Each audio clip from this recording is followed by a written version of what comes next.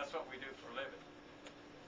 And then we're a small feed mill, and we have a pool kind of. If we want to know about some different formulas or new stuff, then we get in. We're like insurance pool. We get in with some other guys because we're not big like Purina. We don't have 47 nutritionists sitting in a room looking at the microscope seeing what's going to work. There are only so many formulas in the feed business. Anybody says my feed is better than your feed, that's kind of like the show feed business. The lady back there said she raises show quality silkies. You said you had millifleurs, yeah. But in the show end, just like we do cattle and hogs and things, it's like Indianapolis 500. Somebody comes in, he had 3 red dots on his tire last year, and everybody wants 3 red dots on their tire the next year. You know, there's not that much difference in these things. A lot of that is genetic. So. Mike, do you know of a place that would test your ag, or over a period of time to see the cholesterol or whatever, or are they pretty much all the same? I don't know the answer to that. I can find out for you. I know that people say that the Araucana and Americana eggs have less cholesterol than those little green eggs, but I maintain it's because they're so small. You got big? Y'all have big ones? Okay. All right. Well, I haven't seen those. 2.3 ounces. But I'll find out for you because I don't know the answer to that. I really don't. There was an article in Mother Earth News that did a 9-month study evaluating pasture chickens, not backyard chickens, and the nutritional profile was significantly different than factory chickens. But I'm sure that's pretty extreme, Yeah. I don't think my backyard chickens. I'm hoping they fall somewhere in between, but I don't know the There is no difference. There is no comparison the eggs that you guys get out of your backyard chicken versus what comes in that grocery store. Your shells, providing they get enough calcium, your shells are thicker and tougher, and you got a whole lot more color coming from those little bugs that they're eating. And they whip bigger. Yeah, they do. That's a whole lot better. But the problem is you can't feed the whole world out of backyards. I don't think you can. We went through this there was a real good article in National Geographic 4 or 5 months ago about the green revolution and about what we did to try to feed all these starving people in the world and how successful we were in the short term. But what happened in the long term is we put too much salt in the ground, we took all the nutrients out of the ground, we didn't have sustainable agriculture. And so we've got all these billions of people now trying to live, and they're trying to get back to this, but I wonder, can we ever do that? We can do it here. What about using diatomaceous earth for bug control around the chicken? That's fine. It's fine. Diatomaceous earth, you've got food grade, you've got filter grade. We've got food grade. Coral Pool just pulled all theirs off the market for some reason. Y'all may have seen that. I don't know why. Coral Pool. Not to be confused with pool filter stuff. I get that all the time. But Coral Pool is an organic house. But I don't want to take up any more of your time because I'll talk all day. That's fine. Mike, I'm a person that doesn't like to spend a whole lot of money unnecessarily.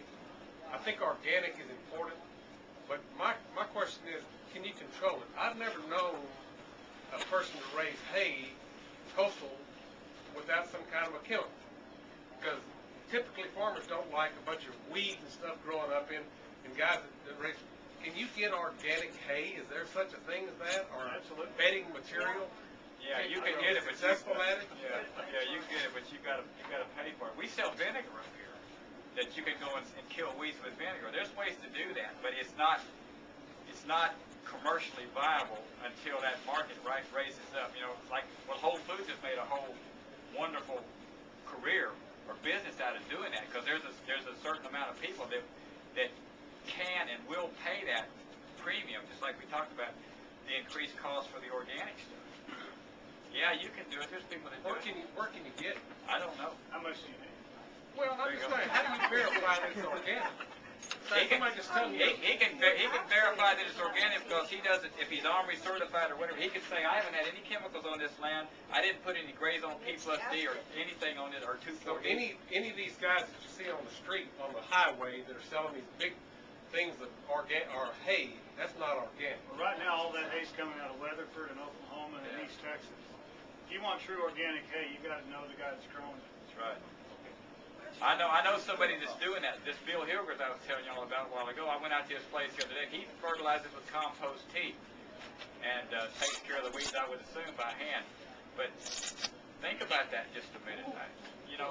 Yes, ma'am. I've heard for years that alfalfa hay was not chemical tolerant.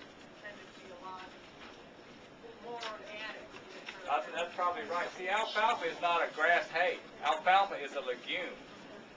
And we can't grow alfalfa. You may grow sprouts around here, but I've had people for years try to, why can't we grow alfalfa? The nights are not cold enough, and there's a thing in the soil here called cotton root rot. And your alfalfa turns black after about 1 year, and it's ugly, and you can't sell it. So...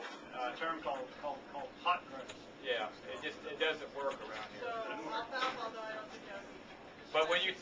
But when you talk about your other hay, there's a chemical called Grazon P plus D that is picloram and 2,4-D. That's the most popular thing that Dow has right now for killing weeds in hay. The problem with that is now I can't even sell hay to somebody to put in their garden to mulch without thinking, did I do these people wrong? Because that stuff will sometimes come back and kill your vegetables in your garden. It stays in the hay that long. As a matter of fact, the cow can eat that grass here, go over here and urinate this field and kill weeds over there. So the cow is not absorbing it, it's going right through it. Not necessarily. Ma'am? The hay that is falling from my chicken coop, with the poop and everything, may not be very good mulch for my garden. That's right. But I don't see this too much. We've got another chemical they're using now that's getting away from that. 2,4-D and stuff did not do that, but the picloram does it in there. So they're trying to find new stuff all the time because people are getting more and more. They're waking up about this stuff more and more. But the other day, did you see that report that came out that said organic food is no more better for you? Yes. Go figure that. Bad study. Yeah, well, that's like, you do all this stuff all these years, and they tell you that, the fiber doesn't help you prevent colon cancer after you do all this stuff. Who's right about that stuff? Mike, Who knows? just for people who might be looking, I'm curious, I know you have back here a room. What do you sell in terms of poultry, live poultry? Okay.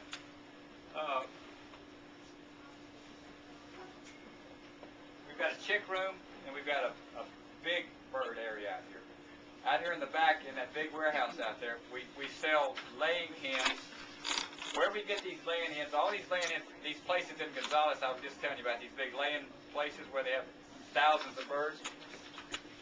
A lot of times they have too many birds down there. So there's a guy that kind of goes around and picks them up and sells them to people like us. So he brings us, they're good layers. They're red sex lengths, so they're production reds. And then we also sell a lot of roosters back there too. And there's a large portion of our population. I used to sell a lot of ducks to what's the proper term, Oriental folks that like to eat those ducks. But somebody's got that market now. I don't have it anymore. Somebody set up a duck shop or something. I don't know where it's at. But a lot of the other folks like to come in, and kosher's not a good word, but a lot of my Hispanic trade likes to take those roosters home and kill them right there and pluck them so they know they're fresh. Obviously, that gets back to knowing where your food comes from. But the laying hens, we'll sell 300 to 400 to 500 a week out there of those big birds for $9 a pop. We don't make a lot of money on them because I make more money on this kind of stuff. I want to sell the birds and let people come back and buy the feed and stuff from me. These babies in here, we make a quarter, sometimes 50 cents a piece on them. They sure have gone up. Yeah, they have. They've gone up a whole lot. Do you ever do special orders on them? All the time. Yes, ma'am. But the thing about these birds is you can't, like if I want some of those saddle blankets, I call and say, send me 20 of these next week on the truck. You can't do that with these. You got to put them in line because they have to be produced. They've got to be laid and then incubated. Do you have chicks year round? Year round. People come in, they're surprised sometimes that we have chicks in the wintertime. We